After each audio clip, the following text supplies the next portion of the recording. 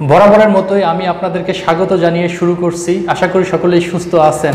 আমাদের সমাজে কন্যাকে পাত্রস্থ করার সময় কনে পক্ষ ও বর পক্ষের মধ্যে দর কষাকষি হয়।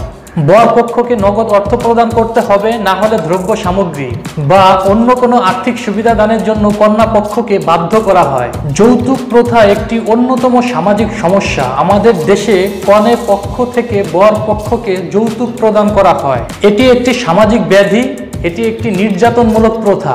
তাছাড়াও এটি পণ প্রথা নামে পরিচিত। এটি মূলত একটি হিন্দু সমাজের প্রথা ছিল। হিন্দু সমাজ থেকে অনেক রীতিনীতির মতো যৌতুক প্রথা মুসলিম এবং অন্যান্য সমাজে অনুপ্রবেশ করেছে। আমাদের দেশে যৌতুক প্রথার পিছনে একাধিক কারণ দায়ী। দারিদ্রতা এবং আর্থিক অসচ্ছলতার কারণে অনেকেই যৌতুক গ্রহণ করে থাকে।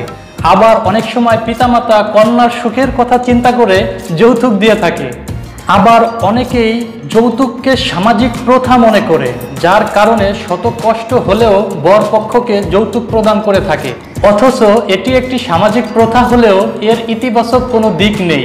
নিরক্ষর, অজ্ঞ, কুসংস্কারচ্ছন্ন লোকের মধ্যে যৌতুকের প্রচলন সবচেয়ে বেশি। নারী সারা জীবন পুরুষের উপর নির্ভরশীল হবে, এটি আমাদের সমাজ ব্যবস্থার ভিত্তি। তাই তারা স্বাধীনভাবে মত প্রকাশ ও দিন যাপন করতে পারছে না। এক্ষেত্রে নারীকে শক্তিশালী করতে যৌতুক প্রদান করে থাকে। পিতৃতান্ত্রিক সমাজ ব্যবস্থায় নারীরা পুরুষের অবহেলা ও করুণার শিকার। নারীরা পুরুষের উপর নির্ভরশীল হওয়ার ফলে তাদের করুণা হিসেবে অনেক সময় যৌতুক প্রদান করা হয়ে থাকে। আমাদের সমাজে কন্যা দেখতে আকর্ষণীয় না হলে যৌতুক দেওয়ার প্রশ্ন এসে যায়। এই অবস্থায় পিতামাতাকে বেশি পরিমাণ যৌতুক দিয়ে ভারসাম্য রক্ষা করতে হয়। তাছাড়াও কন্যার বয়স একটু বেশি হলে পিতামাতা তার বিয়ে নিয়ে দুশ্চিন্তা করে এবং যৌতুক দিয়ে হলেও বিয়ে দিতে চান। ফলে কন্যা দায়গ্রস্ত পিতামাতা যৌতুকের কারণ হয়ে থাকে। বিবাহযোগ্য কন্যা ঘরে থাকা অনেকেই অসম্মানজনক মনে করে। এ অবস্থায় অল্প বয়সে যৌতুক দিয়ে বিয়ে দেওয়ার মনোবৃত্তি পিতামাতার মধ্যে তৈরি হয়ে থাকে। অন্যদিকে দেখা যায় পিতামাতার একমাত্র সন্তান কন্যা হলে জামাই করায়ের মনোবৃত্তি জন্ম নেয়।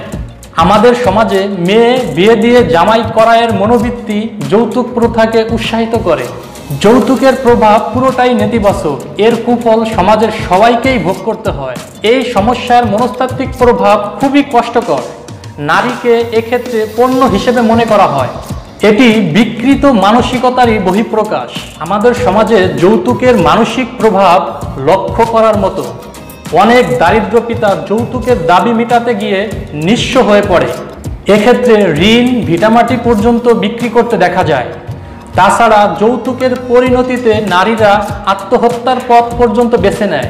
যৌতুকের কারণে নারী নির্যাতন বেড়েই চলছে। এই ক্ষেত্রে শুধু কনে নয়, কনে পক্ষের অন্যান্যরাও নির্যাতনের শিকার হয়। অন্যথায় যৌতুকের টাকা না দিতে পারায় অনেক নারীর বিবাহ বিচ্ছেদ পর্যন্ত ঘটে যাচ্ছে।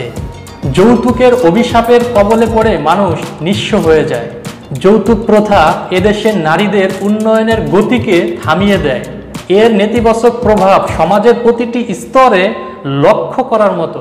এইসব কারণ সমাজে পূর্বেও ছিল, বর্তমানেও বিদ্যমান রয়েছে। যৌতুক প্রথার কারণে সমাজ ক্ষতিগ্রস্ত হচ্ছে। এই প্রথা নিরসনে সকলকেই এগিয়ে আসতে হবে। এই প্রত্যাশায় বিদায় নিচ্ছি। আল্লাহ হাফেজ।